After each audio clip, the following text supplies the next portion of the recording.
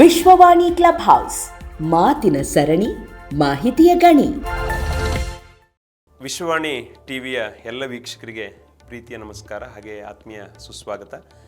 ನಾವು ಕಳೆದ ಕಂತುಗಳಲ್ಲಿ 2ನೇ ಅಧ್ಯಾಯ ಸಾಂಖ್ಯಯೋಗದ ಮೊದಲ ಭಾಗವಾಗಿ ಅರ್ಜುನ ಭಗವಂತನಿಗೆ ಶರಣಾಗಿ ನನ್ನ ಈ ದುಃಖ ನಿವೃತ್ತಿಯ ವಿಧಾನ ಹೇಗೆ ಅಂತ ಕೇಳಿದಾಗ ಭಗವಾನ್ ಶ್ರೀಕೃಷ್ಣ ಏನು ಹೇಳಿದ ಮತ್ತು ಅವನ ದುಃಖ ನಿವೃತ್ತಿಯ ವಿಧಾನಗಳನ್ನು ಅವನಿಗೆ ಹೇಗೆ ತಿಳಿಸಿದ ಅನ್ನೋದನ್ನು ಈ ಕಂತುಗಳಲ್ಲಿ ನಾವು ನೋಡಲಿಕ್ಕಿದ್ದೇವೆ.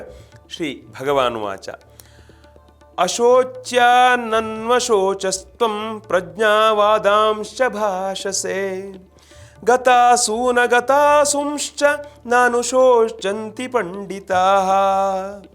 ನಿನ್ನ ಶೋಕವ ಕಾರಣವುದಿಟ ನಿನ್ನ ದೇಹಾತ್ಮಗಳ ನಿತ್ಯವು, ನಿನ್ನವರು ನಿನ್ನಣ್ಣ ನಾನು ಹಿಂದೆ ಇದ್ದವರು. ನಿನ್ನ ಶೈಶವ ಹರೆಯದಂತೆಯೇ ನಿನ್ನ ಅಂತ್ಯವು ಇರುವ ಸತ್ಯವು, ನಿನ್ನ ಹಾಗೆ ನಾನು ಕೂಡ ನಿತ್ಯ ಸತ್ಯಗಳು. ಭಗವಂತ ಹೇಳ್ತಾನೆ, ಅರ್ಜುನ, ನೀನು ಯಾರಿಗಾಗಿ ಶೋಕಿಸಬೇಕಾಗಿಲ್ವೋ ಅವರಿಗಾಗಿ ಶೋಕಿಸ್ತಾ ಇದೆಯಾ. ದೊಡ್ಡ ಪಂಡಿತರಂತೆ ಮಾತುಗಳನ್ನು ಆಡ್ತಾ ಇದೆಯಾ. ಆದರೆ ಯಾರ ಪ್ರಾಣಗಳು ಹೋಗಿರುವವೋ ಅವರಿಗಾಗಿ ಮತ್ತು ಯಾರ ಪ್ರಾಣಗಳು ಹೋಗಿಲ್ಲವೋ ಅವರಿಗಾಗಿ ಪಂಡಿತರಾದವರು ಶೋಕ ಪಡೋದಿಲ್ಲ.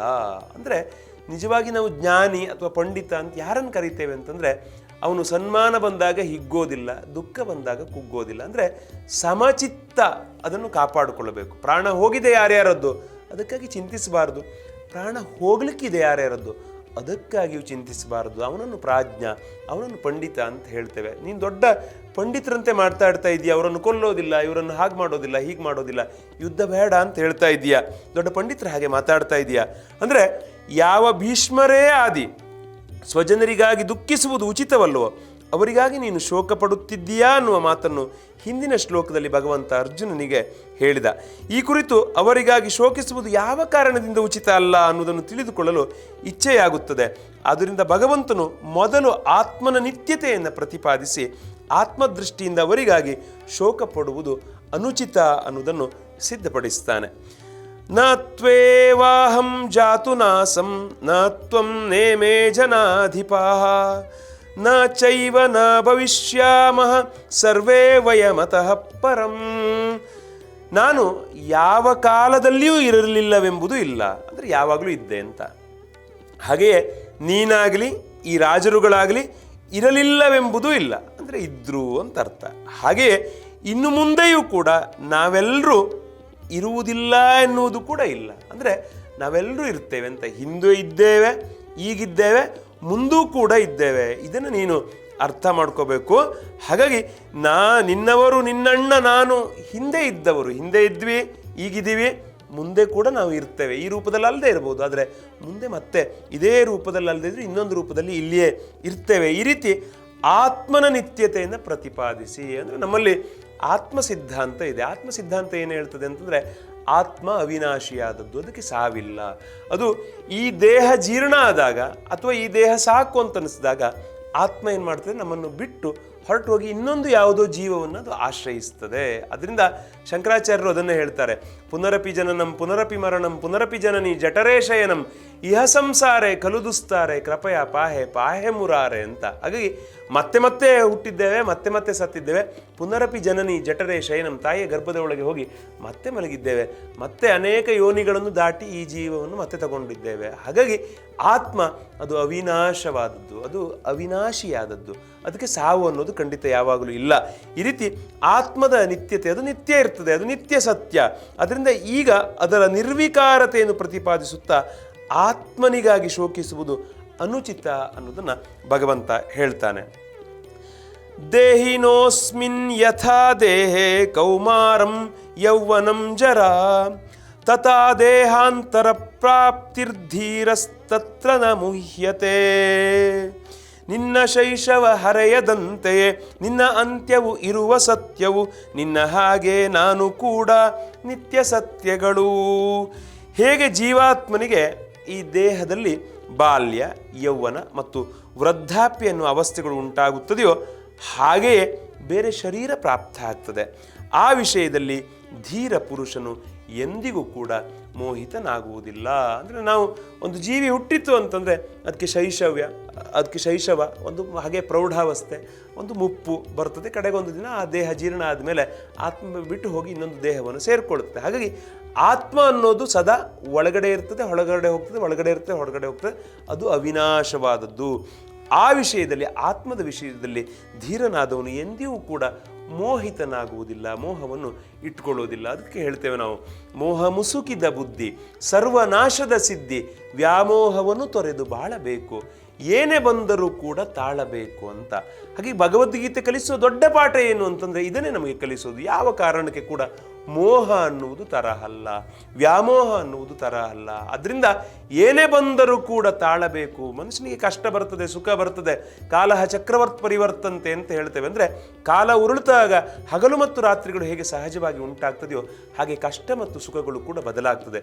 ಖಲೀಲ್ ಗಿಬ್ರನ್ ಹೇಳ್ತಾನೆ, ನೀನು ಕಷ್ಟದ ಜೊತೆಗೆ ಊಟ ಮಾಡ್ತಾ ಇದ್ದೀಯ ಅಂತಂದರೆ ಹಾಸಿಗೆಯಲ್ಲಿ ಸುಖ ಕಾಯ್ತಾ ಇದೆ, ಸುಖದ ಜೊತೆಗೆ ಊಟ ಮಾಡ್ತಾ ಇದ್ದೀಯ ಅಂತಂದರೆ ಹಾಸಿಗೆಯಲ್ಲಿ ನಿನಗಾಗಿ ಕಷ್ಟ ಕಾಯ್ತಾ ಇದೆ ಅಂತ. ಹಾಗಾಗಿ ಜ್ಞಾನಿಗಳಾದವರು ಎಂದಿಗೂ ಕೂಡ ಈ ಜೀವದ ವಿಷಯದಲ್ಲಿ ಅವರು ಮೋಹಿತರಾಗುವುದಿಲ್ಲ, ಮೋಹ ಮಾಡಿಕೊಳ್ಳೋದಿಲ್ಲ ಅಂತ ಹೇಳ್ತಾನೆ.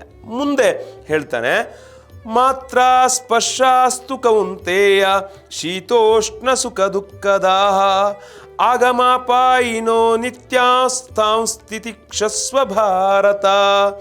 ಹೇ ಕುಂತಿಪುತ್ರನೇ, ಶೀತ ಮತ್ತು ಉಷ್ಣಗಳನ್ನು, ಸುಖ ಮತ್ತು ದುಃಖಗಳನ್ನು ಕೊಡುವ ಇಂದ್ರಿಯ ವಿಷಯಗಳ ಸಂಯೋಗವಾದರೂ ಉತ್ಪತ್ತಿ ವಿನಾಶಶೀಲವಾಗಿದೆ ಮತ್ತು ಅನಿತ್ಯವಾಗಿದೆ. ಅದರಿಂದ ಎಲೆ ಅರ್ಜುನ, ನೀನು ಅವುಗಳನ್ನು ಸಹಿಸಿಕೋ ಅಂತ. ನೋಡಿ, ನಾವು ಒಂದು ಸಲ ಜ್ಞಾನಿಗಳು ಅಂತ ಆದಮೇಲೆ ನಾವು ಚಪ್ಪೆಯನ್ನು ಸಿಹಿಯನ್ನು ಒಂದೇ ಭಾವದಿಂದ ಊಟ ಮಾಡಬೇಕು ಅಂತ. ಇದು ಉಪ್ಪು ಇದು ಬೇಡ, ಇದು ಸಿಹಿ ಜಾಸ್ತಿ ಆಗಿದೆ ಬೇಡ ಅಂತ ಹೇಳೋದಿಲ್ಲ.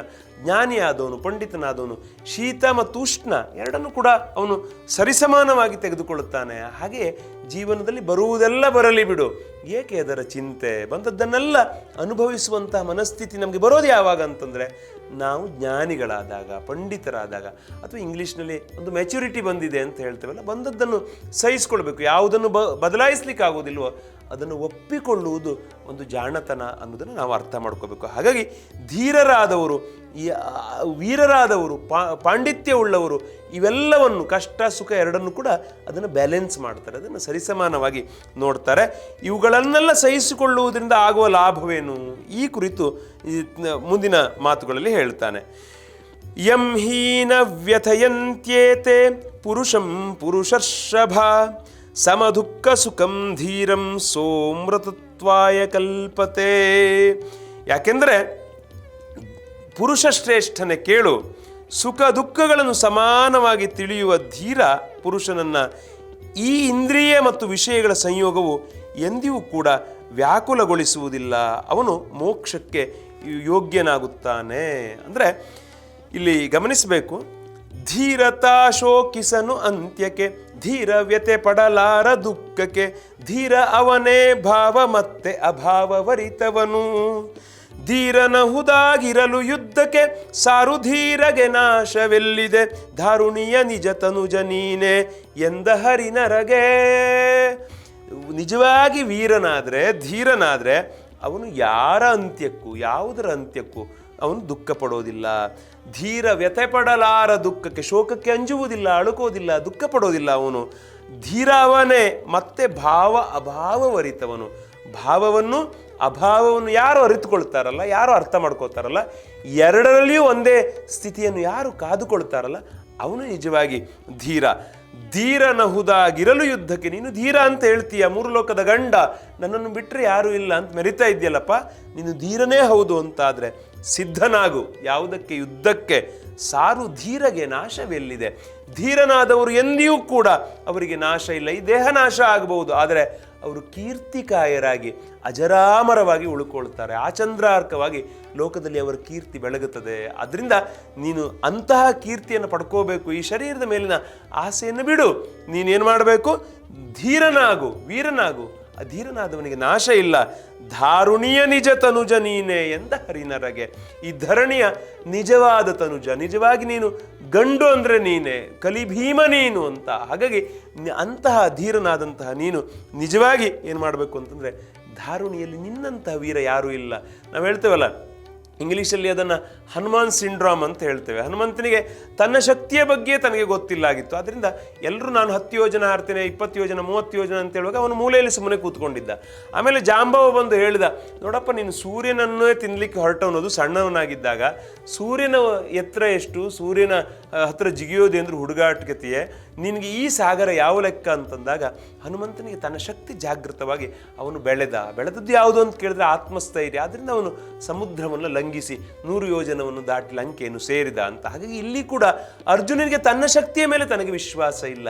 ಅದರಿಂದ ಆ ಶಕ್ತಿ ಏನು ಅನ್ನೋದನ್ನು ಕೃಷ್ಣ ನೆನಪು ಮಾಡಿಕೊಡ್ತಕ್ಕಂಥ ಪ್ರಯತ್ನವನ್ನು ಇಲ್ಲಿ ಮಾಡ್ತಾ ಇದ್ದಾನೆ. ಹಾಗಾಗಿ ಧಾರುಣಿಯ ನಿಜ ತನುಜ ನೀನೆ ಎಂದ ಹರಿನರಗಿ, ನಿಜವಾಗಿ ನೀನೇ ಅಪ್ಪ ಗಂಡು ಅಂತಂದ್ರೆ ಅಂತೇಳಿ ಹೇಳ್ದ. ನಾ ಸತೋ ವಿದ್ಯತೆ ಭಾವೋ ನಾ ಭಾವೋ ವಿದ್ಯತೆ ಸತಃ ಉಭಯೋರಪಿ ದ್ರಷ್ಟೋಂತಸ್ತ್ವನ್ಯಸ್ತೋ ದ್ವಿಧರ್ಷಿಭಿಃ. ಅಂದರೆ ಅಸದ್ವಸ್ತುವಿಗಾದರೂ ಇರುವಿಕೆಯೂ ಇಲ್ಲ ಮತ್ತು ಸದ್ವಸ್ತುವಿಗೆ ಅಭಾವವೆನ್ನುವುದಿಲ್ಲ. ಈ ಪ್ರಕಾರವಾಗಿ ಇವೆರಡರ ತತ್ವಜ್ಞಾನಿಗಳ ಪುರುಷರ ಮೂಲಕ ನೋಡಲ್ಪಟ್ಟಿದೆ. ಅಂದರೆ ನಾವು ತತ್ವಜ್ಞಾನಿ ಅಂತಂದರೆ ಬದುಕಿನ ಎಲ್ಲವನ್ನು ಅರ್ಥ ಮಾಡಿಕೊಂಡವರು, ಬದುಕಿನ ತತ್ವ, ಸತ್ವ, ಸ್ವತ್ವ ಇದನ್ನು ಅರ್ಥ ಮಾಡಿಕೊಂಡವರಿಗೆ ನಾವು ಫಿಲಾಸಫರ್, ತತ್ವಜ್ಞಾನಿ ಅಂತ ಹೇಳ್ತೇವೆ. ಹಾಗಾಗಿ ಇಲ್ಲಿ ಈ ಸತ್ ಅನ್ನುವ ತತ್ವಕ್ಕಾಗಿ ಅದರ ಅಭಾವವಿರುವುದಿಲ್ಲ ಅಂತ ಹೇಳ್ತಾನೆ. ಆ ಸತ್ ಅಂದರೆ ತತ್ವ ಯಾವುದು, ಈ ಜಿಜ್ಞಾಸೆ ಕುರಿತು ಮುಂದಿನ ಮಾತುಗಳಲ್ಲಿ ಹೇಳ್ತಾನೆ. ಅವಿನಾಶಿತು ತದ್ವಿದ್ಧಿ ಯೇನ ಸರ್ವಮಿದಂ ತತಂ ವಿನಾಶಮವ್ಯವಸ್ಯಾಸ್ಯ ನ ಕಶ್ಚಿತ್ ಕರ್ತುಮರ್ಹತಿ. ಯಾವುದರಿಂದ ಈ ಸಂಪೂರ್ಣ ದೃಶ್ಯ ಜಗತ್ತು ವ್ಯಾಪ್ತಿಯಾಗಿದೆಯೋ ಅದನ್ನು ನೀನು ನಾಶರಹಿತವಾದುದೆಂದು ತಿಳಿ. ಈ ಜಗತ್ತು ಎಂದಿಗೂ ಕೂಡ ನಾಶ ಆಗೋದಿಲ್ಲ, ನೀನು ಅದನ್ನು ಫಸ್ಟ್ ತಿಳ್ಕೊ. ಈ ಅವಿನಾಶಿಯ ವಿನಾಶವನ್ನು ಮಾಡಲು ಯಾರು ಕೂಡ ಸಮರ್ಥರಾಗೋದಿಲ್ಲ. ಅಂದರೆ ಇದು ಜಗತ್ತು ಇದೆಯಲ್ಲ, ಆತ್ಮ ಇದೆಯಲ್ಲ, ಇದು ಅವಿನಾಶಿಯಾದದ್ದು. ಈ ಅವಿನಾಶಿಯಾದದ್ದನ್ನು ನಾಶ ಮಾಡುವಂಥ ಶಕ್ತಿ ಯಾರಿಗೆ ಕೂಡ ಇಲ್ಲ ಅಂತ ಹೇಳ್ತಾನೆ. ಈ ರೀತಿ ಸತ್ ತತ್ವದ ವ್ಯಾಖ್ಯೆ ಮಾಡಿದ ನಂತರ ಹಿಂದೆ ಹೇಳಿದ ಅಸತ್ ವಸ್ತು ಯಾವುದು ಅದರ ಜಿಜ್ಞಾಸೆ ಕುರಿತು ಹೇಳ್ತಾನೆ. ಅಂತವಂತ ಇಮೇ ದೇಹ ನಿತ್ಯಸ್ಯೋಕ್ತಾ ಶರೀರಿಣಃ ಅನಾಶಿನೋ ಪ್ರಮೇಯಸ್ಯ ತಸ್ಮಾದ್ಯುಧ್ವಸ್ಯ ಭಾರತ. ಈ ನಾಶರಹಿತನು, ಅಪ್ರಮೇಯನು, ನಿತ್ಯಸ್ವರೂಪನು ಆಗಿರುವ ಜೀವಾತ್ಮನ ಈ ಎಲ್ಲ ಶರೀರಗಳು ನಾಶವುಳ್ಳವುಗಳು ಅಂತ ಹೇಳಲಾಗಿದೆ. ಅದಕ್ಕಾಗಿ ಹೇ ಭರತವಂಶಿ ಅರ್ಜುನನೇ, ನೀನು ಯುದ್ಧ ಮಾಡು. ಅಂದರೆ ಈ ಜಗತ್ತು, ಆತ್ಮ ಅದು ನಾಶ ಆಗೋದಿಲ್ಲ. ಆದರೆ ಈ ದೇಹ, ನೀನು ಅವರನ್ನು ಕೊಂದರೂ ಅವರು ಸಾಯ್ತಾರೆ, ಕೊಲ್ಲದೇ ಇದ್ದರೂ ಒಂದಷ್ಟು ವರ್ಷಗಳ ಕಾಲ ಅವರೇ ಸತ್ತೇ ಸಾಯ್ತಾರೆ. ಯಾಕೆಂದರೆ ಈ ಜೀವ ಶಾಶ್ವತವಾದದ್ದಲ್ಲ. ಇದನ್ನು ಅರ್ಥ ಮಾಡಿಕೊಂಡು ಅರ್ಜುನ ನೀನು ಯುದ್ಧವನ್ನು ಮಾಡು ಅಂತ ಅವನಿಗೆ ಕರೆ ಕೊಡ್ತಾನೆ. ಯ ಏನಂ ವೇತ್ತಿ ಹಂತಾರಂ ಯಶ್ಚೈನಂ ಮನ್ಯತೆ ಹತಂ ಉಭೌ ತೌ ನ ವಿಜಾನೀತೋ ನಾಯಂ ಹಂತಿ ನ ಹನ್ಯತೆ.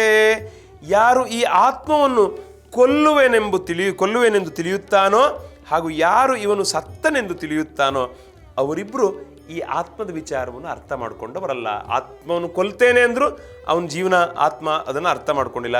ಇವನು ಸತ್ತ ಅಂತ ದುಃಖಿಸ್ತಾನಲ್ಲ, ಅವನು ಜೀವನವನ್ನು, ಆತ್ಮವನ್ನು ಅರ್ಥ ಮಾಡಿಕೊಂಡವರಲ್ಲ. ಏಕೆಂದರೆ ಈ ಆತ್ಮನು ವಾಸ್ತವವಾಗಿ ಯಾರನ್ನೂ ಕೊಲ್ಲುವುದೂ ಇಲ್ಲ ಮತ್ತು ಯಾರಿಂದಲೂ ಕೊಲ್ಲಲ್ಪಡುವುದೂ ಇಲ್ಲ. ಅಂದರೆ ಆತ್ಮ ಅದು ಅವಿನಾಶಿ, ಅದನ್ನು ಕೊಲ್ಲೋದಿಕ್ಕೂ ಆಗೋದಿಲ್ಲ, ಅದು ಯಾರಿಂದಲೂ ಕೊಲ್ಲಲ್ಪಡುವುದು ಇಲ್ಲ ಅಂತ ಹೇಳ್ತಾನೆ. ನ ಜಾಯತೆ ಮ್ರಿಯತೆ ವಾ ಕದಾಚಿನ್ನಾಯಂ ಭೂತ್ವಾ ಭವಿತಾವನ ಭೂಯಃ ಅಜೋ ನಿತ್ಯ ಶಾಶ್ವತೋಯಂ ಪುರಾಣೋ ನ ಹನ್ಯತೆ ಹನ್ಯಮಾನೇ ಶರೀರೇ. ಈ ಆತ್ಮನು ಯಾವುದೇ ಕಾಲದಲ್ಲಿ ಹುಟ್ಟುವುದಿಲ್ಲ, ಸಾಯುವುದಿಲ್ಲ ಹಾಗೂ ಉತ್ಪತ್ತಿಯಾಗಿ ಮತ್ತೆ ಇರುತ್ತಾನೆಂಬುದೂ ಇಲ್ಲ. ಏಕೆಂದರೆ ಇವನು ಜನ್ಮರಹಿತನು, ನಿತ್ಯನು, ಸನಾತನನು ಹಾಗೂ ಪುರಾತನನು ಆಗಿದ್ದಾನೆ. ಶರೀರವು ಕೊಲ್ಲಲ್ಪಟ್ಟರೂ ಕೂಡ ಈ ಆತ್ಮವು ಎಂದಿಗೂ ಕೂಡ ಕೊಲ್ಲಲ್ಪಡುವುದಿಲ್ಲ ಅಂತ ಹೇಳ್ತಾನೆ. ವೇದ ವಿನಾಶಿನಂ ನಿತ್ಯಂ ಯ ಏನ ಮಜಮವ್ಯಹಂ ಕಥಂ ಸ ಪುರುಷಃ ಪಾರ್ಥ ಕಂ ಘಾತಯತಿ ಹಂತಿಕಂ. ಹೇ ಪ್ರಥಾಪುತ್ರನಾದ ಅರ್ಜುನನೇ, ಯಾವ ಪುರುಷನು ಈ ಆತ್ಮವನ್ನು ನಾಶರಹಿತನು, ನಿತ್ಯನು, ಅಜನ್ಮನು ಮತ್ತು ಅವ್ಯಯನೆಂದೂ ತಿಳಿಯುತ್ತಾನೋ ಆ ಪುರುಷನು ಹೇಗೆ ಮತ್ತು ಯಾರನ್ನು ಕೊಲ್ಲಿಸುತ್ತಾನೆ ಮತ್ತು ಹೇಗೆ ಯಾರನ್ನು ಕೊಲ್ಲುತ್ತಾನೆ ಅನ್ನುವಂಥ ಪ್ರಶ್ನೆ ಇಲ್ಲಿ ಉದ್ಭವ ಆಗ್ತದೆ. ಅಂದರೆ ಇಲ್ಲಿ ಉಂಟಾಗಿರುವ ಪ್ರಶ್ನೆ ಏನು ಅಂತ ಕೇಳಿದರೆ, ಆತ್ಮನು ನಿತ್ಯ ಮತ್ತು ಅವಿನಾಶಿಯಾಗಿದ್ದಾನೆ, ಅದರ ನಾಶ ಎಂದಿಗೂ ಆಗೋದಿಲ್ಲ, ಆದ್ದರಿಂದ ಶೋಕಿಸುವುದು ಸರಿಯಲ್ಲ, ಮತ್ತು ಶರೀರ ನಾಶ ಆಗುವಂಥದ್ದು, ಅದರ ನಾಶ ಅನಿವಾರ್ಯವಾಗಿದೆ, ಆದ್ದರಿಂದ ಅದಕ್ಕಾಗಿಯೂ ಶೋಕಿಸುವುದು ಸರಿ ಬೀಳೋದಿಲ್ಲ ಎಂಬುದು ಸರ್ವತ ಸರಿಯಾಗಿದೆ. ಆದರೆ ಆತ್ಮನ ಒಂದು ಶರೀರದಿಂದ ಸಂಬಂಧ ಬಿಡುಗಡೆ ಹೊಂದಿ ಮತ್ತೊಂದು ಶರೀರದ ಒಡನೆ ಸಂಬಂಧವಾಗುತ್ತದೋ ಅದರಲ್ಲಿ ಅವನಿಗೆ ಅತ್ಯಂತ ಕಷ್ಟವಾಗುತ್ತದೆ. ಆದ್ದರಿಂದ ಅದಕ್ಕಾಗಿ ಶೋಕಿಸುವುದು ಹೇಗೆ ಅನುಚಿತವಾಗಿದೆ, ಇದರ ಕುರಿತು ಹೇಳು ಅಂತೇಳಿ ಅರ್ಜುನ ಕೇಳ್ತಾನೆ. ಆ ಆತ್ಮ ಹೇಗೆ ಅವಿನಾಶಿಯಾದದ್ದು ಅನ್ನೋದ್ರ ಬಗ್ಗೆ ವಿವರಣೆಯನ್ನು ಭಗವಂತ ಕೊಡ್ತಾನೆ. ಅದನ್ನು ನಾವು ಮುಂದಿನ ಕಂತುಗಳಲ್ಲಿ ನೋಡೋಣ. ನಮಸ್ಕಾರ.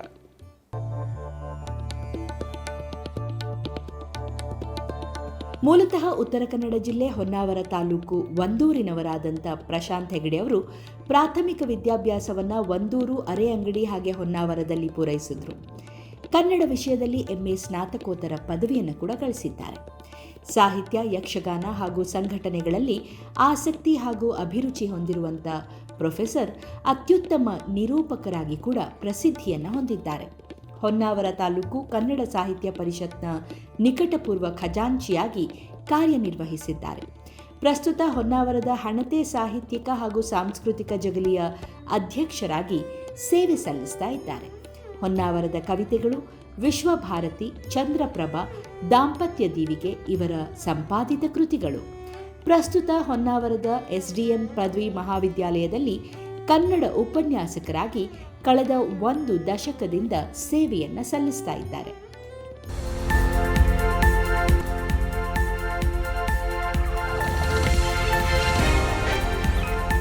ಅರ್ಥಪೂರ್ಣ ಸಂವಾದ, ಚಿಂತನ ಮಂಥನ, ಉಪಯುಕ್ತ ಮಾಹಿತಿಗಾಗಿ ವಿಶ್ವವಾಣಿ ಕ್ಲಬ್ ಹೌಸ್ ಜಾಯ್ನ್ ಆಗಿ. ಸೋಮವಾರದಿಂದ ಶುಕ್ರವಾರದವರೆಗೆ ನಿತ್ಯ ಸಂಜೆ 6:55 ರಿಂದ 8:05 ರವರೆಗೆ.